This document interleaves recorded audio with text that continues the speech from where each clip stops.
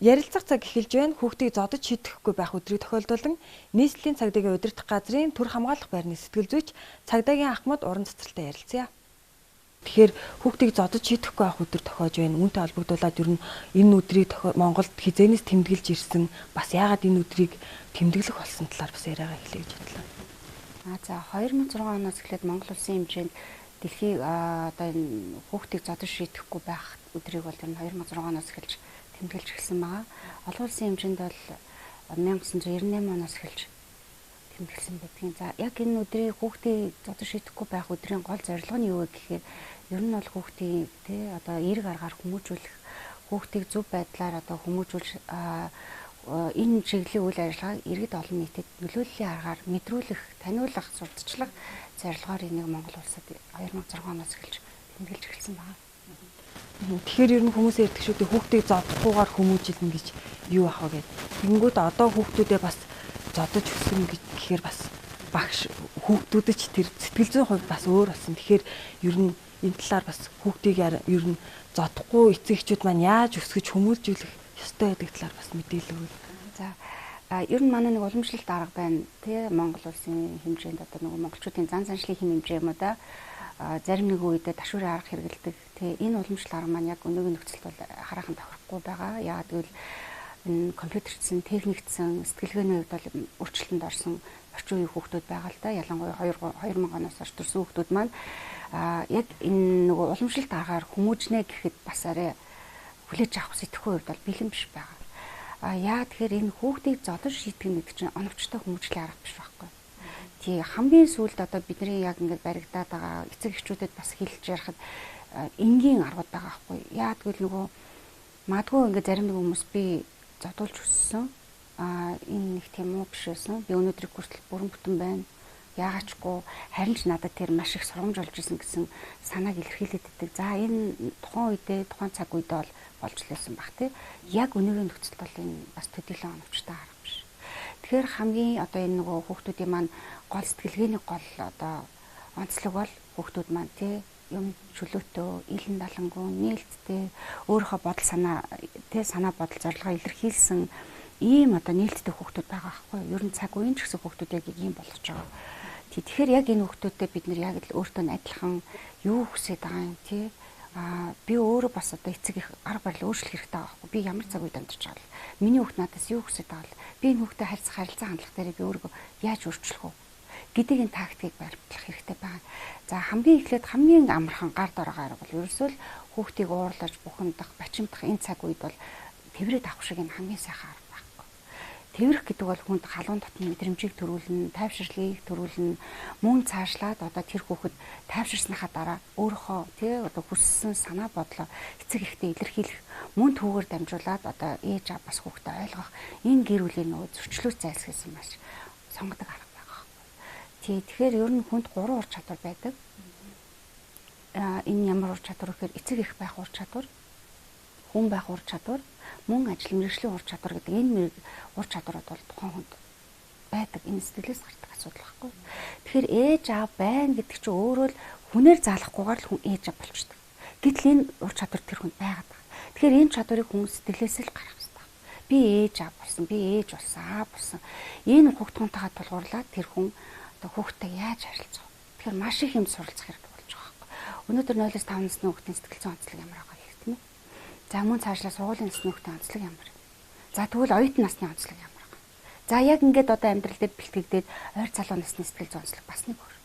Тэгэхээр чи энийг сэтгэл судлалын шинжилгээ ухаанд Эриксоны онолоор бол хүнийг ингээд насны үечлэр нь ангилаад үзсэн. Яг тэр цаг үе болгонд нь голлох онцлог гэж байдаг байна. Жишээ нь одоо 0-5 насны хүүхдтэй харьцахдаа загнаа, зандраа тий чанга дугаараал эсвэл муухай хараад ингээд харьцаадах юм уу шүү дээ.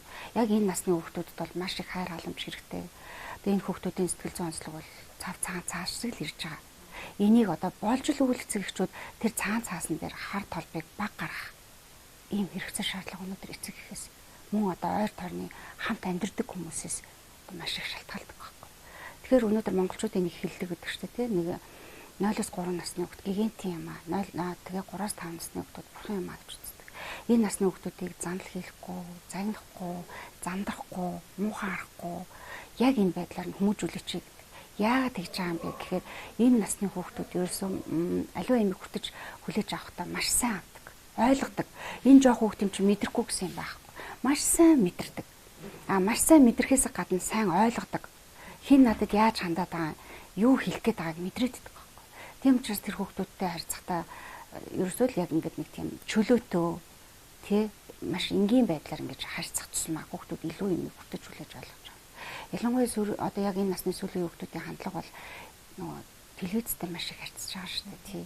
Эн чинь тухайн хүүхдэд эргээгээд ганцаардлын мэдрэмжийг бий болгодог байхгүй. Тэгэхээр нөгөө хүүхдийн сэтгэхийг хөгжүүлэх, тэр хүүхдэд тоглох одоо энэ насны хүүхдүүдийн гол харьцаа бол ерөөсөө тоглох байхгүй.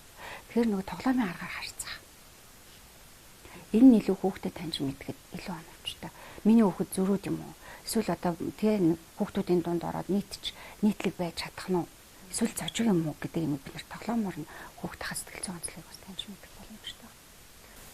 Тэгэхээр ер нь хүүхдтэйгээ ойлголцоход ер нь хамгийн сайн арга бол ярилцах гэдэг байгаа. Гэтэл эцэгчүүд маань бас төдийлөн сайн хүүхдүүдтэйгээ ярилцаж ойлголцож чадаж байна уу? Одоо нийгэмд бол хүүхдүүдээ одоо ингээл хуурал тийм бага насны хүүхдийг жишээлбэл гар утсаа өгөөд хуурах ч юм уу тиймэрхүү тохиолдол ер нь нилээдгүй ажиглагддаг. Тэгэхээр эцэгчүүд маань үүн дээр хэрхэн анхаарах хэрэгтэй юм болоо бас энэ талаар зөвлөмж өгвөл. Сүүлүүд яг энэ талаар маш их хэвлэл мэдээлэлээр ярьж байна л да тийм нөгөө сошиал орчинд ярьж байна. Яг одоо юу гэдгийг магадгүй ээж аав ажлаас ирэхдээ стресстэй бухимдалтай ирдэг гэж болно. Хүүхдийг ямар нэгэн дуу чимээнээс юм өөрөөсөө холдуулахын тулд нөгөө уцаа бариулцдаг тий. Тэр нь хүүхд өөрөөхөө хүссэн юм аваад болоод идэм гэсэн мэдрэмжийг өөртөө өгөөд идэм нэг талтай ойлгоход, ойрлоход, шаарлахад ч юм уу. Гэтэл тэрийг одоо тодорхой хэмжээнд хэрэв үнэхээр хэрэгжүүлэх гэж байгаа бол 5-10 минут ч юм уу хүүхдийн нас зүйн онцлог бас байна тий. Тэр ачааллыг хүлээж аваад хуу гар утстай одоо тэр хүүхдийн донтолтын байдал бас удаашруул нэмэгдэх хандлагатай байхгүй. Тэгэхээр эцэг их ер нь болж өгвөл их амьд харьцаал үүсгэмээр байгаа. Хуучин бид нар гар утсгүй ямар нэгэн тийм орлуулах тийм зүйл байхгүй хахад бид нар хүүхдтэйгээ илүү харьцдаг л гэсэн шүү дээ тий. Тэгтэл одоо яг тэр нөгөө гар утастай хүүхдтэйгээ орлуулад хүүхэд гар утаснаас тэр нөгөө сошиал ертөнцөөс маш олон юм мэдээлэл аваад байгаа байхгүй тий. Тийм учраас эцэгчүүд болж л өөрсдөө хүүхдтэйгээ харьцсан, ярина, тоглоход эцэг ихийн стресс хүртэл буурдаг байхгүй юу? Магадгүй тэр хүүхдтэйгээ одоо юу гэдгийг машин тоглодог бол машинаар тоглодог ч юм уу. Аль эсвэл одоо тэр хүүхдийн онцлог юу байна? Яг тэрэнд нь тохируулаад эцэг их илүү мэдж байгаа хүүхдийн онцлогийг. Тэгэхээр яг тэр чиглэл рүү хамтраад ингээд тоглоод ээж аавын ажлын стресс буурна тий. Мөн цаашлаад гэр бүл эцэг эхчүүд хоорондоо ойртно. Ингээд маш олон ач холбогдлууд юм байгаа л да. Бас манай эцэгчүүдийн бас нэг гаргадаг алдаа гэвэл өөртөө мэдхгүй бас хүүхдүүдтэй хүчирхийлэл хэрэглээд идэг шүү дээ. Ялангуяа энэ бол одоо бага насны хүүхдүүд бага ангийн хүүхдүүдийг хичээл даалгаврыг хийх зэрэг дээр бол илэрдэг баг. Тэгэхээр эцэгчүүд маань хүүхдээ зодохгүйгээр шийдэхгүйгээр ямар байдлаар өсгөж хүмүүжүүлэх бас талаар. За түрүүн би ярьсан тий эцэг их байх ур чадвар гэж. Тий энэ хүн болгонд байдаг гэж би ярьсан тий. Тэгэхээр энийг хүн өөрөө хөгжүүлэх хэрэгтэй байхгүй. Хүн өнөөдөр магадгүй хин нэгэнтэй гэр бүл болоод тий хүүхд гаргаад ээж аав болчлоо гэд нөгөө зэмбэлгээр яваад идэг болгүй байхгүй. Тэр хүн ээж байх урлагт, аав байх урлагт улам өөрийгөө хөгжүүлэх, суралцах хэрэгтэй. Үгүй ядчил одоо ингээд юу гэдгийг хүүхдийн хажууд хоорондоо гэрэл маргаан үүсгээд хэрэлдээд гэр бүлийн зөрчил гаргаад байгаа бол тэр хүүхэд магадгүй хүний 3 насны ой дурсамж хизээч арилдахгүй байхгүй. Яг тэр хүний анхны ирээдүйд хин бэ, би ямар хүн болох вэ гэдэг тэр нөгөө хүний төлөвшил 3 наснд тавигддаг. Тэгэхээр тэр нөгөө дүр зургийг харсан хүн харснаа хизээч мартдаг. Санснаа, сонссноо мартчихдаг тийм үү. Гэтэл харсан дүр зураг автоматар ингээд хүний тэр тархинд кодлогдчиход ямар нэгэн байдлаар дараа нь сэтэрдэг. Гэтэл том болсон оны ярьдаг шүү дээ хүүхдүүд. Одоо юу гэдгийг наснда ч юм уу явж байгаа хүүхдүүд би аав шиг аригчин болохгүй. Би аав шиг хүн зоддог болохгүй гэд яриад идэг мөртлөө магадгүй тэр хүн ямар нэгэн байдлаар амьдралд гарч ирээд тэсэр төвчээрийн алдагдах ч юм уу. Тэр хүний хязгаар ямар хүртэл байсан тий тэр нь алдагдаад ирэхээр өөрөө ирэхгүй гар хүрдэг, зогтдог, зоддог, хүчирхийл үлддэг. Эсвэл архиугаад агсан сохтууд тавьдаг ч юм уу. Энэ хандлагууд бол илэрх магадлал өндөр байдаг байхгүй. Тэгэхээр хүүхдийг баг хүүхд учраас энэ юу ч мэдэхгүй, энэ юу ч танихгүй, мэдрэхгүй гэсэн тийм байдлаас хандхаасаа илүүтэйгээр яг үлгэрлэн дуурах гэдэг байдал өнөөдөр манад маш хэрэгтэй байгаа байхгүй. Хүүхдийг баг балчаар энэ мэдэхгүй гэдэг хандлагагүй. Тэр хүн өнөөдөр илүү мэдэрч байгаа. Айдас тэр гэр бүлийн хүчирхийл явахад илүү мэдэрдэг байхгүй юу? Мэдрэхээс гадна хоногшдог. Энэ юу ч санахгүй штэ гэж баггүй. Хожимын нэг өдөр санагддаг, бодогддог. Өөрөө ирэхгүй тэр үйлдэлийг хүүхэд хийдэг байхгүй. Тэгээд яаж чи зодцсон юм нөхөө эмэгтэй хүн зодж болохгүй ш тэгэхээр харин тийм би ингэсэн шин зодцсон. Энэ юутай холбоотой. Нөгөө бага насны дурсамж тэр кодлогдсон байдалтай холбоотой. Тэгэхээр бид нар болж өгвөл одоо өнөөдөр энэ маш олон хүүхдийг хөгжүүлэх гэр бүлийн хүмүүжлийн хөгжлийн маш олон одоо сэтгэл зүйн төвүүд байна. Очоод зөвлөгөө авч болно. Мөн цаашлаад одоо энэ хүүхдийг яг энэ насанд нь аль сэтгэхүй, аль чиглэлээр нь хөгжүүлэх үү гэдэг тийм сургалтын аргууд хүртэл байна. Тэрэн дээр эцэг их өөрөө хамт очоод суралцаад тий хүүхдээ хөгжөхөөс гадна өөрөө бас давхар хөгжөөд ингээд явбал тэр гэр бүлийн үйл ажиллагаа, тэр гэр бүлийн хамтын амьдрал зөрчил маргаанаас мэдээж холдно. Тэгэхээр ер нь гэр бүлийн хүчирхийлэлт их бага хэмжээгээр өртсөн хүүхдүүдийн сэтгэл зүй юу ямар юм бэ? За энэ сэтгэл зүйн байдал бол ер нь хадгалагдана. Тэгээд энэ маш удаан хугацааны гэр бүлийн хүчирхийлэл гэдэг бас байгаа. Цөөхөн үед магадгүй яж байгаа энэ хэрэлдээд болчдөг ч юм уу тий.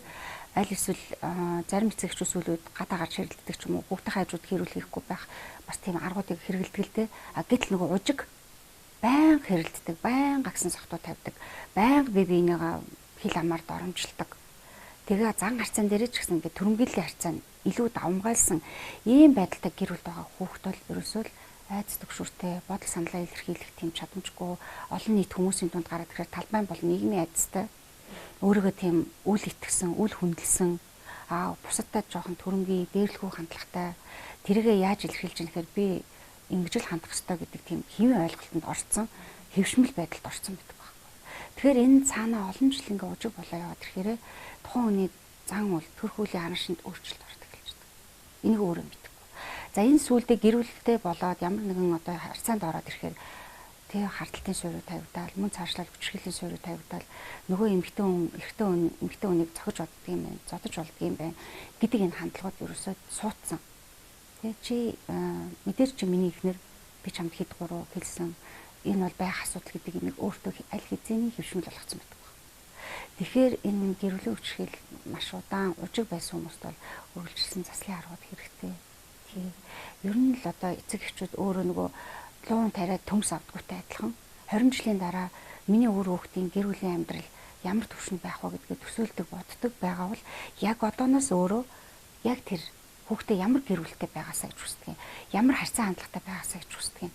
Тэр харьцаагаа яг одооноос бий болгож хэвшүүлэх хэрэгтэй байна. Тэгэхгүй магадгүй гинт нэг өдөр манай хүүхд ихнэрээ зодоод байна. Маш тийм нөгөө гэр бүлийн зөрчил үүсээд одоо тэ зөрчлийн хуулиар арга хэмжээ авахчлаа. Энэ юунаас олчив? Уун манай хүүхдийг сайн хүүхд тахгүй гэж ярьдаггүй.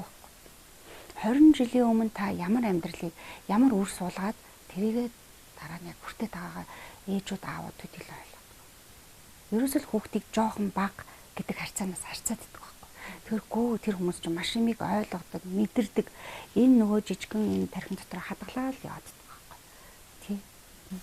Бидэнд үнэтэй зөвлөгөө мэдээлэл өгсөнд баярлалаа, ярилцсанд баярлалаа. Баярлалаа. Ажлын амжилт хүсье. Та бид хүүхэд байж үтсэн. Харин хүүхэд том хүн байж үзээгүй. Хүүхдийн хамгийн сайн зааж зөвлөгч сургагч нь эцэг эхчүүд байдаг. Хүүхдүүдтэйгээ ярилцаж аваарай.